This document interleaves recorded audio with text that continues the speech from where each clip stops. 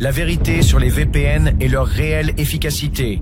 L'illusion de la sécurité. Les VPN, qui sont des Virtual Private Networks, ont connu une popularité croissante ces dernières années, notamment parmi les internautes soucieux de préserver leur vie privée pour contourner la censure ou sinon accéder à du contenu géographiquement restreint. Cependant, derrière cette image de bouclier numérique se cache souvent une réalité bien différente, faite de promesses trompeuses et de pratiques parfois douteuses.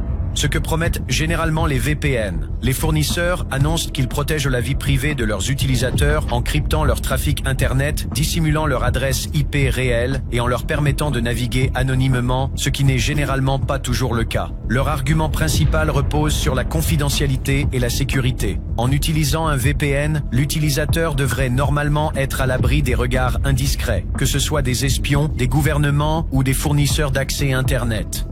La majorité des VPN ne garantissent qu'une seule chose, l'anonymat de l'adresse IP de l'utilisateur sur les sites consultés. Cela signifie que, si vous vous connectez à un site via un VPN, celui-ci dissimulera votre IP pour en donner une autre, celle du serveur VPN. Cependant, cette protection est très limitée, car elle ne couvre pas nécessairement l'intégralité de votre activité. Qu'est-ce que cela signifie concrètement ?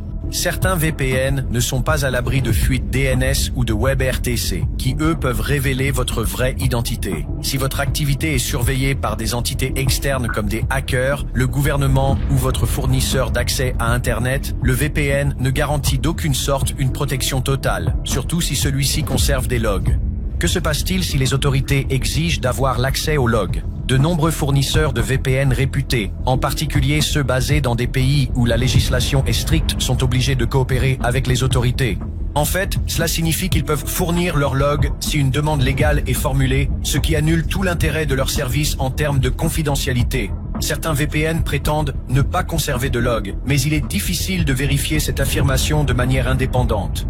Certains fournisseurs de VPN ont été pris en flagrant délit de conservation de logs ou ont été contraints par la loi de fournir des informations à la justice. Cela montre que, même si vous utilisez un VPN, vous ne pouvez pas garantir une anonymat totale si le fournisseur doit coopérer avec les autorités.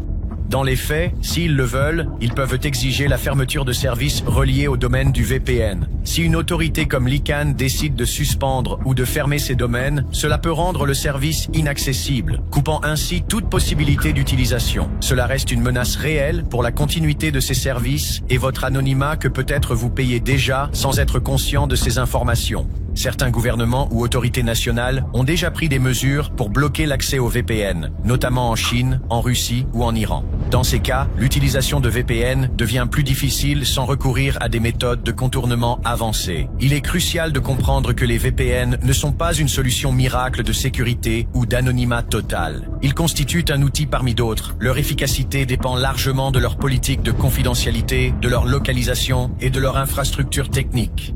La prudence et la diversification des outils restent la meilleure défense contre la surveillance, la censure et les attaques malveillantes. Pour toutes vos transactions reliées à vos comptes personnels, comme votre banque et le gouvernement, n'utilisez jamais de VPN, connectez-vous avec votre vrai fournisseur. Cela évitera que quelqu'un d'autre que vous n'ait accès à vos données de connexion reliées à un de vos comptes personnels.